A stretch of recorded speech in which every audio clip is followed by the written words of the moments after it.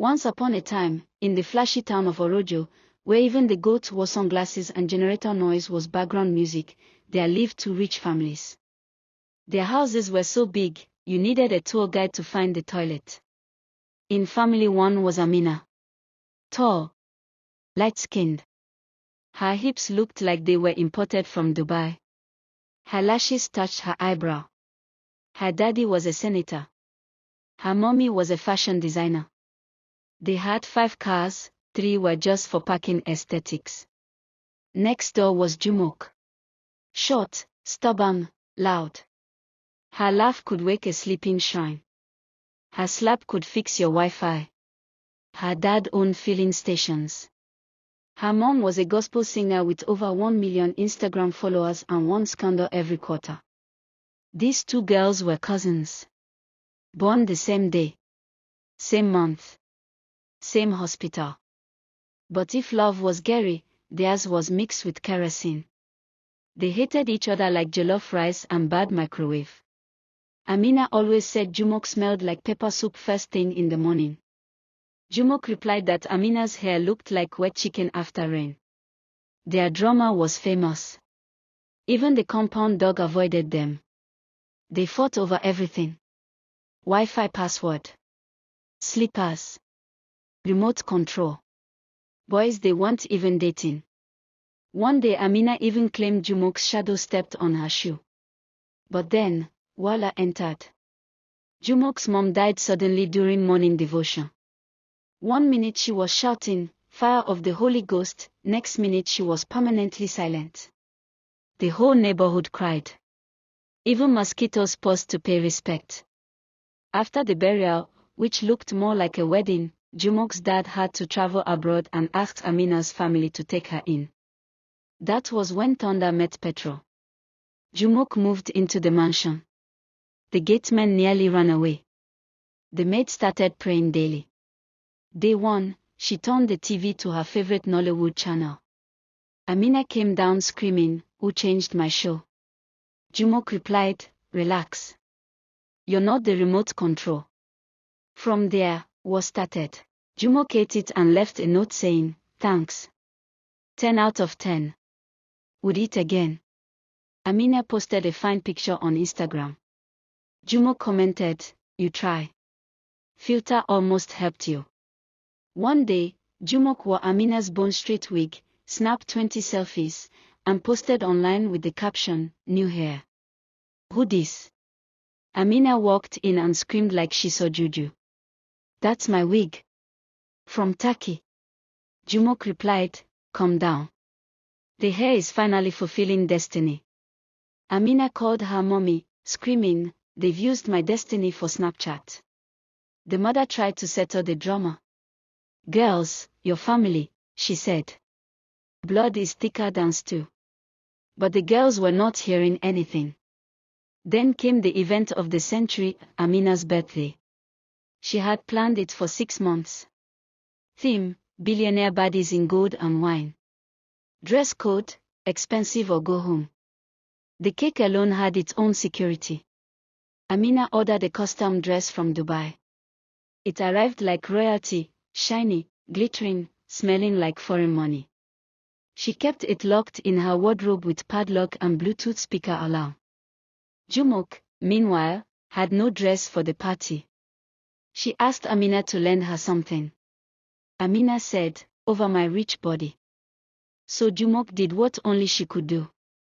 On the morning of the party, while Amina was busy doing 4-hour makeup, Jumok sneaked into her room, took the Dubai dress, wore it, and walked confidently to the Suya spot at the junction. Yes. Suya. She wore 100,000 naira dress to buy Suya. People turned. Boys whistled. One auntie said, "Is that Miss Nigeria?" Jumok replied, "No. No Miss Pepper Soup." She walked back into the compound licking meat and dripping oil like blessing. Amina saw her through the window and nearly fainted. "You wore my dress." "For what?" Jumok shrugged. "Quick errand." The breeze helped the fitting.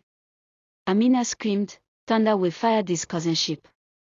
She grabbed broom, mop, charger cable, anything, and chased Jumok like a Nollywood actress running from the village shrine.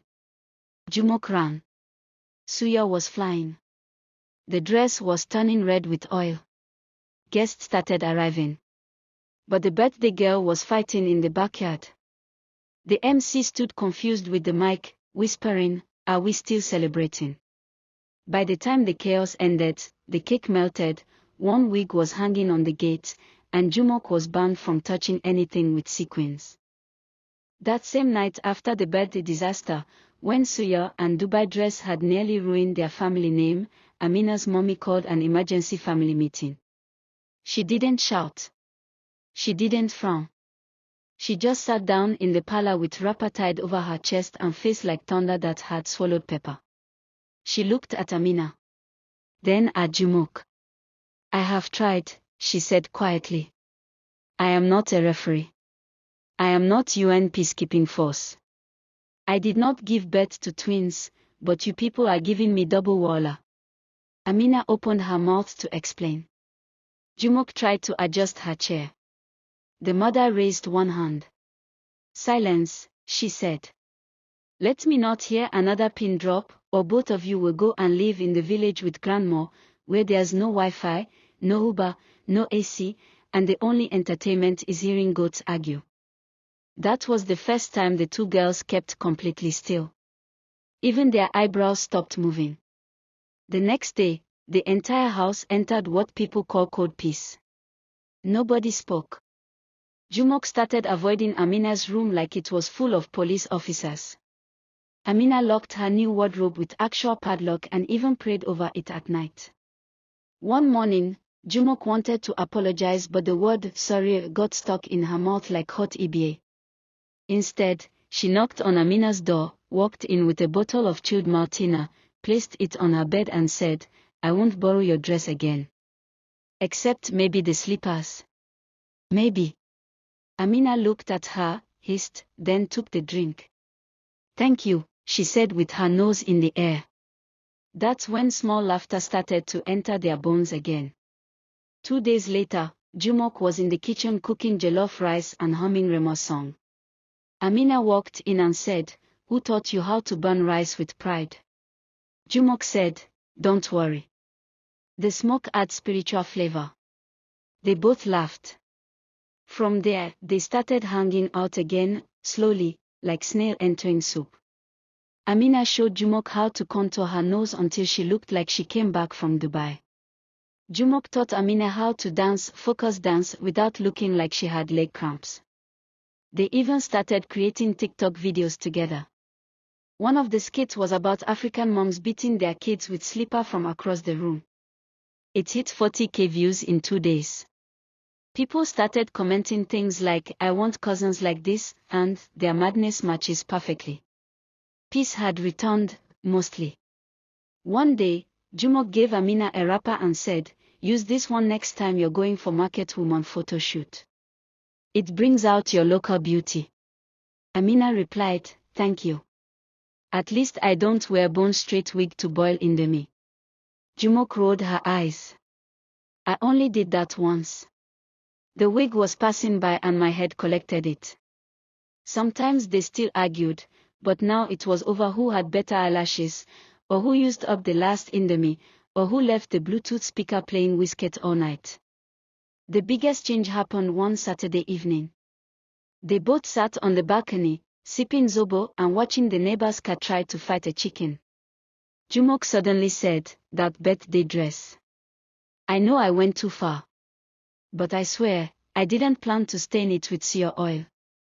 Amina looked at her and said, "You wore it with red lipstick, white shoe, and confidence. That's not mistake. That's spiritual boldness." Jumok laughed. "I don't know what entered me. I think it was hunger." The Suya man added extra onions. Amina couldn't hold her laugh either. "You disgraced me worldwide. That dress was supposed to be my big moment. But look at us now," Jumok said. "We've become viral comedians. We made more followers from the fight than from the birthday." Amina smiled. "You're still mad, but I like the way you add pepper to life. Jumo winked. You're still proud, but I like the way you use dictionary words when you're angry. From that day forward, the cousins became something they never imagined, friends. Maybe not best friends, but at least civilized frenemies who shared wigs, food, and Wi-Fi without calling the police.